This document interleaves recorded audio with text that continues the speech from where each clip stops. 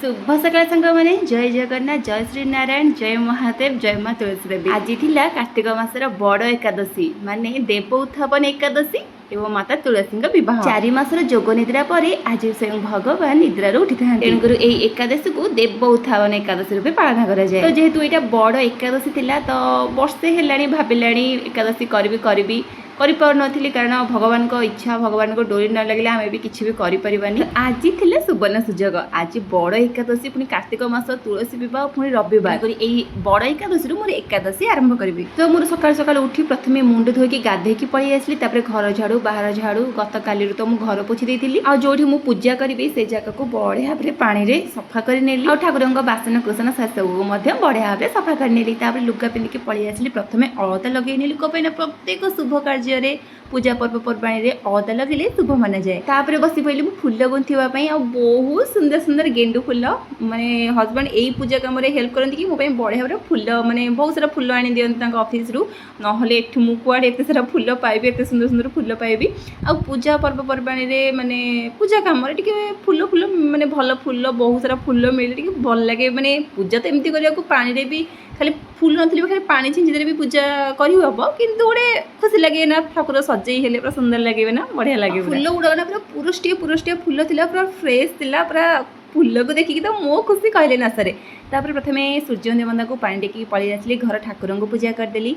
प्रभु श्री जगन्नाथ कोटि कोटि ओडिया मौड़मणि आम जीवन आम प्राण आम खुशी से सब घर ठाकुर को बढ़िया भाव पूजा कलापर मुझे मो बाबा मो महादेव मो चंडेश्वर देव को पूजा करी चौरा मूल मुरुज पकई जो जगार पूजा करी ना से जगार मुरुज पकईवाई आज बड़ एकादशी सह माता तुलसी विवाह तांगे पंचुक व्रत आरंभ। देखो आज ना केते पवित्र दिन तो बढ़िया से मुरुज पकई मोरी तुलसी विवाह मोर लिखी देची पूरा। तो आज सब मोर प्रथम थर माने एकादशी पालन प्रथम थर तांगे तुलसी विवाह प्रथम थर या पूर्व केवे करनी कि जहाँ जी जानी मोर इच्छा मो खुशी गोटे जिनस सब जानवा करने को चेष्टा कले मैंने सबकि कर तो मुझे सब सामग्री पूरा सजाड़ी आनी जमी मतलब बारंबार घर को जावाक पड़ोनी कि पूजा भितर किसी गोटे सामग्री मुझे छाड़देवी जेकोसी पूजा कार्य पूर्व प्रथम कलश स्थापन कराए पंचदेवता को स्मरण कर प्रथम कलशटी स्थापन कर जेकोसी शुभ कार्य हो कि बह कार्य हो विघ्न विनाशन प्रभु श्री गणेश को स्थापना कराए। प्रभु श्री गणेश को स्थापन स्मरण करने द्वारा प्रत्येक कार्य शुभ होता है। प्रथम प्रभु श्री गणेश को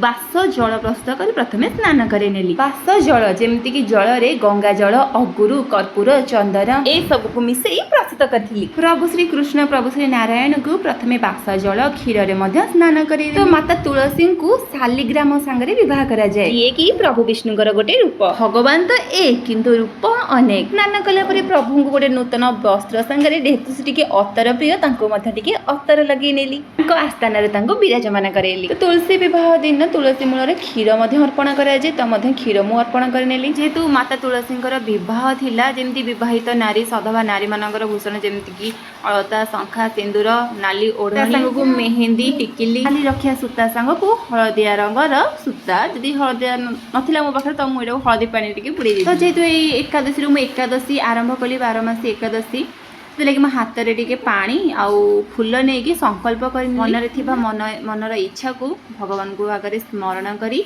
आउ शक्ति देवाई प्रार्थना कले कि मुझे निर्जला कि हो जहाँ भी हो यही तो एकादशी रे धान गहम बाजरा मांडिया युक्त खाद्य खाइबा कथा नुह केवल फल आहार कर खाइबा कथा जेहेतु मुझे फल आहार नहीं केवल निर्जला करी आउ 4टा पर्यंत मु बिना पानी थी पानी संध्या को पानी पीती हलदिया रंगर सूतार 11 गोटी गंठी जमी आम सुदशा व्रत 10 गोटी गंठी दौचे 11 गोटी गंठी धरिकी सहित लाल रंगर रक्षा सूता को तुलसी माँ को अर्पण कली और एकादशी मानक प्रभु श्री नारायण प्रभु श्री विष्णु को 11 गोटी तुलसी पत्र अर्पण कराए किंतु एकादशी सागर रविवार तुलसी पत्र को छिंडा जाए पूर्व दिन तुलसी पत्र आणिक रखी विवाह कार्य आरंभ करवा मत तो बेस किसी जना ना जहाँ जी सामग्री अच्छे जहाँ जी मुझे जानी से अनुसार पूजा कली जमीक आम बहुत कार्य आम बरणमाला आम 2 जन को पिंधऊ सेपरी प्रथम भगवान को छुआई माँ को माने माला अर्पण कली माँ को छुआई भगवान को माला अर्पण कली प्रभु श्री नारायण को छुआई सिंदूर भी अर्पण करी आम बहुत कार्य कॉइन साहाय्य आम सिंदूर पिंधे था माने बर जमी पिंधे थाए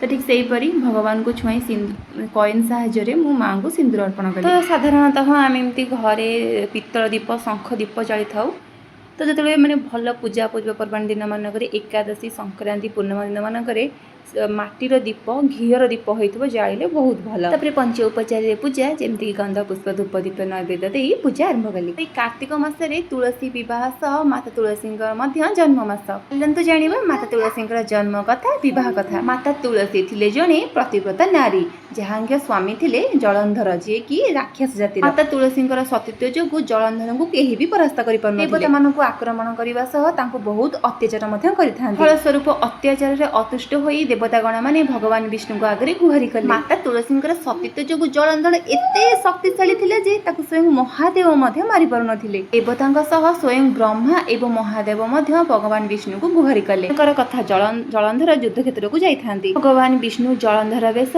माता तुलसी सतीत्व नष्ट कले। से समय खबर आसिला कि जलंधर मृत्यु घटी। माता तुलसी जानी पाइले कि जलंधर वेश जी अच्छा से होउछन स्वयं विष्णु जहाँ सतीत्व भंग होता। क्षेत्र से क्रोधित हो भगवान विष्णु को बहुत कटु कथा कहले। आ माता तुलसी थिले भगवान विष्णु जड़े परम भक्त। आ माता तुलसी क्रोधित हो भगवान विष्णु को पत्थर पाल्टे जीवार अभिशाप देथिले। कथा को भगवान विष्णु खुशी खुशी ग्रहण करथिले। श्री विष्णु माता तुलसी को आशीर्वाद दे कहले तुम्हें तुलसी रूपे जन्म ग्रहण कर तुम बिना मो पूजा केबे भी संपूर्ण हो पार नहीं। एहारी परे माता तुलसी निजको समुद्र रे आहुति देथिले। माता तुलसी तुलसी रूपे जन्म ग्रहण करथिले एवं शालिग्राम जी की पत्थर उपरे अभिशाप पाई भगवान विष्णु शालिग्राम पलटिथिले।